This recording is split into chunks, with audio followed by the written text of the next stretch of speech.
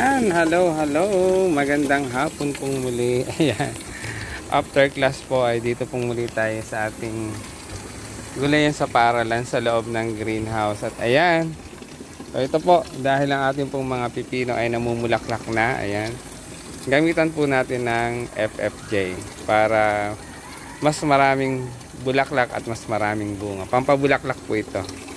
Ito po yung fermented fruit juice. Ayan. Ihahalo lang po natin ito sa 1 liters of water. Ayan. 1 litro ng tubig po na 2 kutsara ang katumbas. Ang dosage po niya.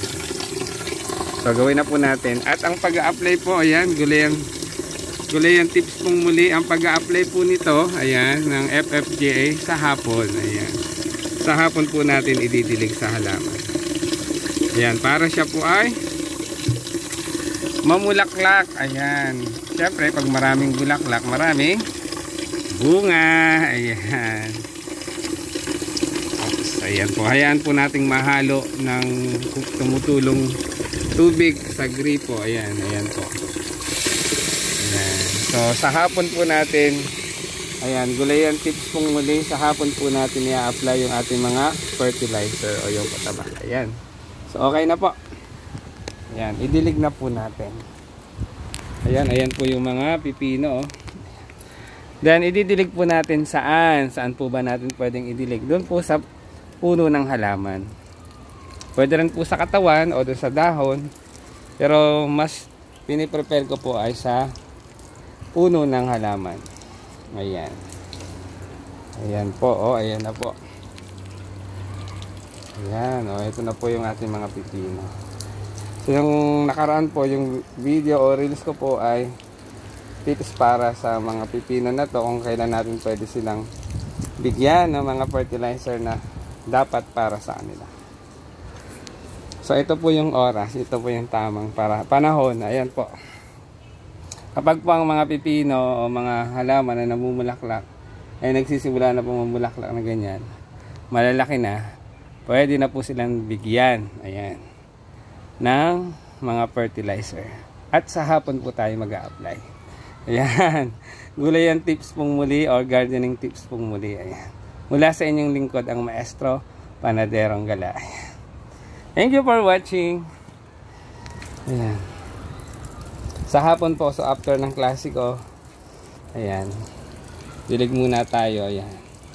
Kasama na rin po yung kamatis sapagkat yung kamatis po is namumulaklak din. Yung especially po yung FFJ is applicable sa mga fruit bearing na vegetable. Ayan.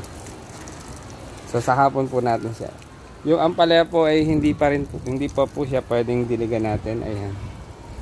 So hintayin pa po natin siyang medyo mag-matured. Tulad po nitong pipino. Ayan. Kasi po ang pipino talagang ayan na. Malalaki na po talaga sila at talagang namumulaklak na kung makikita nyo po. Ayan. Ayan po yung mga bulaklak ng ating pipino. Kaya direct ako po siyang dinidilig doon sa kanilang puno. Ayan. Ayan na po yun. Ayan po, oh. Bunga na po siya, oh. Ayan. Namumunga na. Ayan. So, diligan po natin.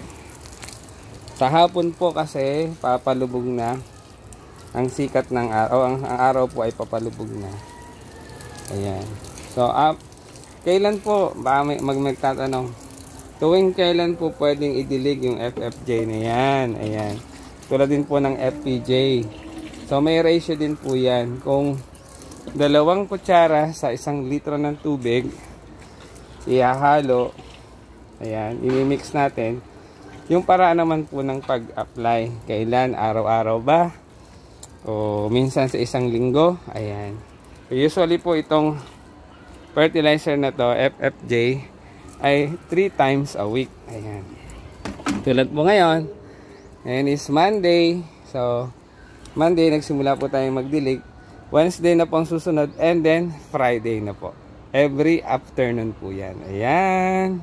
So, sana po ay meron kayong natutunan sa aking video, sa aking reels. Ayan. With pechay. Fresh pechay. Ayan. So sana po ay may natutunan kayo sa aking video. o reels. Ayan, like and share, and mag-comment po kayo dyan sa comment section. Ayan, thank you for watching. Ayan na po ang ating mga fresh pechay. Ayan po, ayan, thank you for watching. Sana po ay mayroon kayong natutunan sa aking video o reels. Ayan, konting kaalaman na inaibabahagi ng inyong lingkod, ang Maestro Panaderong Galera. Ayan. Parang may hinog na rin ang ating kamatis. Oh. Ayan. Ayan po ang ating fresh pechay. Ayan.